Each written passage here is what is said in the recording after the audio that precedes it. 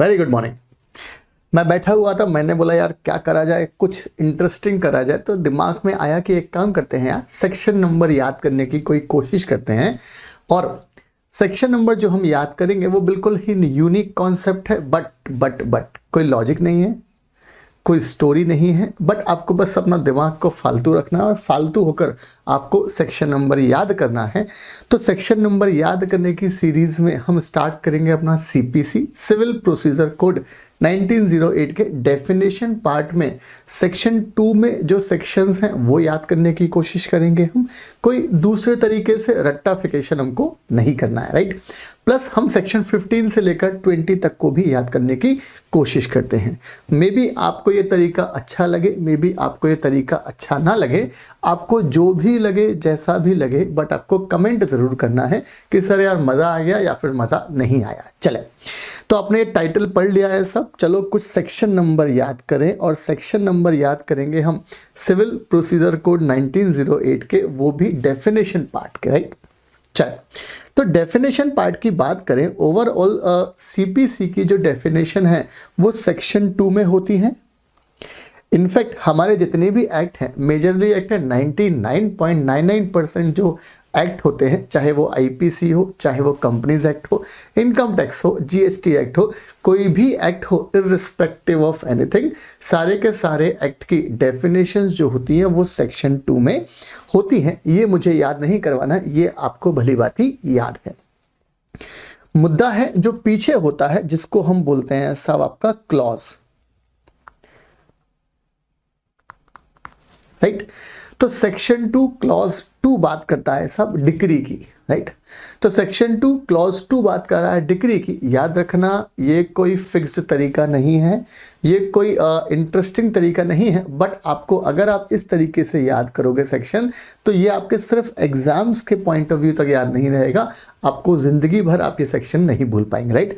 तो सबसे पहला सेक्शन 2 क्लॉज 2 बात करता है डिक्री की। याद रखना सब, डिक्री की डेफिनेशन में अगर ध्यान से देखें तो वहां पर 2 डबल ई है, राइट। तो 2 डबल ई हैं, इसलिए हम बोले साहब डिक्री। वैसे भी जो भी लॉ स्टूडेंट्स हैं सबको डिक्री का सेक्शन तो याद होता ही है, कुछ भी कर लें आप, डिक्री का सेक्शन आपको सदैव याद रहने वाला है। तो डिक्री की डेफिनेशन कहाँ है? सेक्शन 2 क्लॉज 2 में है डिक्री की डेफिनेशन, राइट। नाउ डिक्री के बाद, डिक्री मतलब क्या होता है सब, किसी भी कोर्ट ने कंक्लूसिवली डिटरमाइन कर दिया पार्टीज के राइट्स, चाहे तो फाइनल डिक्री दे दी है या आपने कोई प्रिलिमिनरी डिक्री दे दी है, तो उसको हम क्या बोलते हैं? Conclusively determination of rights of the parties as decided by any court, उसको हम बोलते हैं कोर्ट ने डिक्री दी है, राइट। तो डिक्री का सेक्शन, हम डेफिनेशन पार्ट की बात नहीं करेंगे, हम सिर्फ सेक्शन नंबर याद करने की कोशिश करेंगे। तो सेक्शन 2 क्लॉज 2 में किस चीज़ की डेफिनेशन है हमारे पास? डिक्री की। पहला पॉइंट, पहली बात जो आपको याद हो गई। अब लॉजिकल चीज़ है, अगर किसी कोर्ट ने डिक्री दी है तो या तो वो किसी पर्सन के फेवर में होगी, जिस पर्सन के वो फेवर में होगी उसको हम बोलते हैं डिक्री होल्डर। ऑब्वियसली डिक्री के बाद जो सेक्शन होगा वो डिक्री के फेवर में होगा, तो इसलिए क्या है इसका?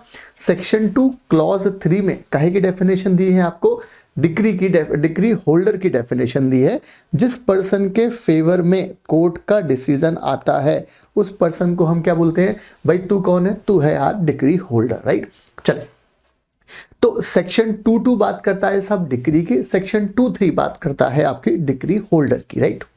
एक चीज और, ये जो पीछे दिया है आपको, ये 2 है, ये 3 है, ये 5 है, ये 6 है, इनको हम क्या बोलते हैं? हमेशा क्लॉज बोलते हैं, इनको हम सबसेक्शन नहीं बोलते हैं, राइट। चले, फिर हम बात करें यार 2.5 में बात करी गई है फॉरेन कोर्ट की। अच्छा, ओवरऑल सीपीसी के डेफिनेशन पार्ट में 20 डेफिनेशंस हैं, बट हम जो याद कर रहे हैं वो हम मेन डेफिनेशन पार्ट याद कर रहे हैं, सारे के सारे याद करने से कोई सेंस नहीं है। से फॉर एग्जांपल 2.1 में डेफिनेशन दी है कोड की, तो वो हमें याद रखने की जरूरत नहीं है, एट ऑल एग्जामिनेशन पार्ट से कहीं भी इंपॉर्टेंट नहीं है। आगे फिर हम बात करें सब 2.5 में बात करी गई फॉरेन कोर्ट की। ध्यान से सब, कोर्ट में कितने अल्फाबेट्स हैं? 5 अल्फाबेट्स हैं। तो मेरे ख्याल से इसमें जो क्लॉज नंबर 5 है वो इसीलिए दिया गया है क्योंकि कोर्ट में कितने शब्द हैं? 5 शब्द हैं, 5 अल्फाबेट्स हैं इनफैक्ट। तो इसको हम क्या बोलेंगे यार? फॉरेन कोर्ट की डेफिनेशन। अब एक चीज बता यार, फॉरेन कोर्ट ने कोई अगर जजमेंट दिया तो ऑब्वियसली वो 2-6 में आएगा। अरे भाई, अगर कोई फॉरेन कोर्ट ने जजमेंट दिया है तो वो कहाँ आएगा? 2-6 में आएगा। तो हमने 4 डेफिनेशन याद कर ली हमने। सेक्शन 2-2 में डिक्री की बात करेंगे, 2-2 के डिक्री के बाद डिक्री होल्डर का 2-3 है, राइट। 2-5 में आपकी फॉरेन कोर्ट की बात करी गई है, और फॉरेन कोर्ट ने जो जजमेंट दिया वो कौन सा है आपका? 2-6 की बात करी गई है।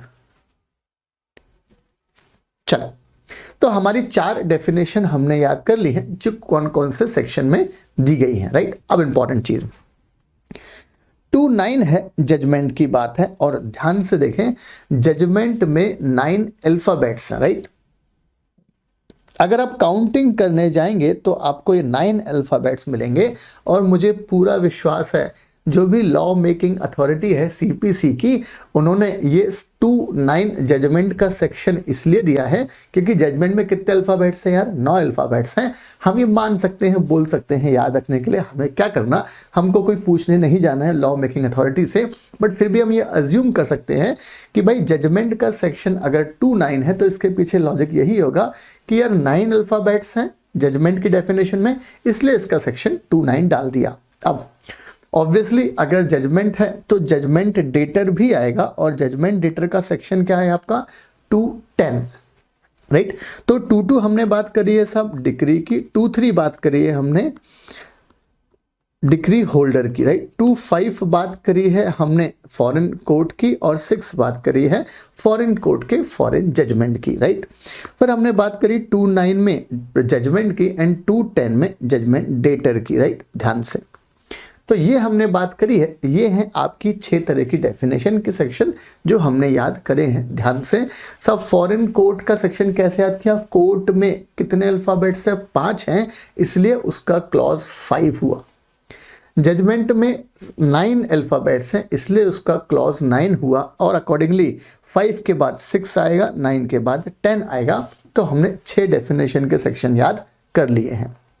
आगे चलें, थोड़ा सा अलग कंसेप्ट है यार। सेक्शन 2 क्लॉज 11 में लीगल रिप्रेजेंटेटिव की डेफिनेशन है, और अगर आप ध्यान से देखें यार, जो ये 1 है ये फर्स्ट एल को रिप्रेजेंट कर रहा है, और ये जो सेकंड 1 है वो सेकंड एल को रिप्रेजेंट कर रहा है। तो इसीलिए मेरे ख्याल से, मेरे पॉइंट ऑफ व्यू से, जो लॉ मेकिंग अथॉरिटी है, इसलिए उन्होंने सेक्शन 2 क्लॉज 11 दिया है आपका लीगल रिप्रेजेंटेटिव को। मैं फिर से बोल रहा हूं, बहुत से लोगों को ये टाइम पास तरीका होगा, मैं खुद बोल रहा हूँ ये टाइम पास तरीका ही है याद करने का, बट अगर आपने इस तरीके से याद कर लिया तो जिंदगी में आप कभी नहीं भूलोगे यार कि जजमेंट का सेक्शन क्या था। 2-9 आप अगर अपने तरीके से याद करोगे, सुबह उठने के पहले या रात को सोने के बाद, वही तरीका जो जिससे सेक्शन नंबर याद होते हैं उस तरीके से याद करोगे तो आपको वो 6 महीना साल भर आपके एग्जाम तक ही याद रहेगा।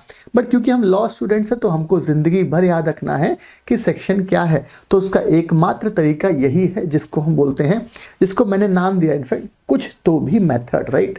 ऑब्वियसली ये कुछ तो भी मेथड है, without any logical reasoning, without any rational.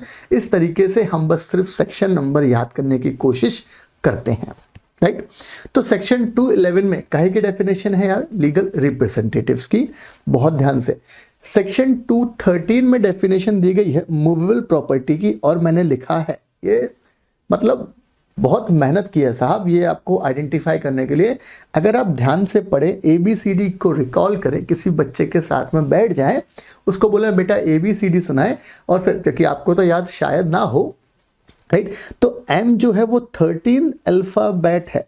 M का नंबर कौन सा आता है यार? M एक 13 नंबर का अल्फ़ाबेट है, राइट।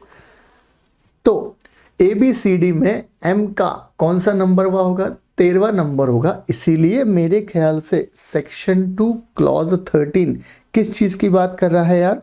मूवेबल प्रॉपर्टी की, राइट। ध्यान से आप ABCDEFGHIJ के पूरा का पूरा पढ़े, मन में पढ़ना, वरना कोई बोलेगा कि यार आपको आती नहीं है ABCD। उसमें आप जाएंगे तो वहाँ पर जो 13th नंबर पे अल्फ़ाबेट आएगा ABCD सीक्वेंस में, वो M ही होगा। इसीलिए यहाँ पर सेक्शन नंबर कौन सा यार? 2 क्लॉज 13 जो बात करता है मूवेबल प्रॉपर्टी की, राइट। चले 214 में बात करी गई है ऑर्डर की। आपको ये ऑर्डर शब्द याद मत करना, बट एक तरीका है जो मैंने निकाला है और वो है 1 + 4 = 5। कितने पॉइंट्स, कितने अल्फ़ाबेट्स हैं यहाँ पर? 5। तो 1 + 4 = 5, जिसमें काहे की डेफिनेशन दी गई है? ऑर्डर की।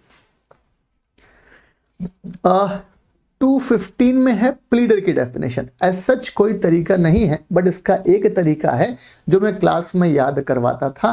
भाई आपको ये बार बार बोलना है कि मुझे याद नहीं करना सेक्शन 215 में काहे की डेफिनेशन है? प्लीडर की। ये आपको याद नहीं रखना। क्या, फिर से हम रिकॉल करेंगे, आपको क्या याद नहीं रखना है? आपको ये याद नहीं रखना है कि 215 में काहे की डेफिनेशन है? प्लीडर की है डेफिनेशन।